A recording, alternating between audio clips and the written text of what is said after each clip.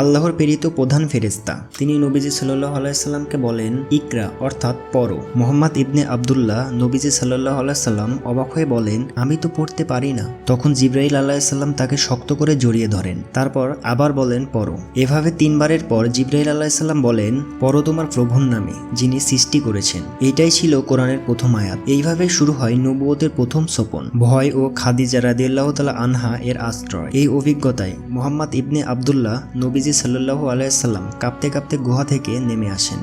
তিনি ছুটে যান ঘরে, বলেন, আমাকে ঢেকে দাও, আমাকে ঢেকে দাও। তার স্ত্রী খাদিজা রাদিয়াল্লাহু তাআলা আনহা তাকে সান্ত্বনা দেন। তিনি মনোযোগ দিয়ে পুরো ঘটনা শোনেন এবং বলেন, আল্লাহ কখনো আপনাকে অপমান করবে না। আপনি তো গরিবদের সাহায্য করেন, মেহমানদের আপ্যায়ন করেন, বিপদে পাশে দাঁড়ান। এরপর তিনি মুহাম্মদ ইবনে আব্দুল্লাহ নবীজি সাল্লাল্লাহু আলাইহি সাল্লামকে নিয়ে যান তার চাচাতো ভাই ওয়ারাকা ইবনে নওফিলের কাছে। ওয়াকারা ছিলেন একজন খ্রিস্টান পণ্ডিত। ঘটনা শুনে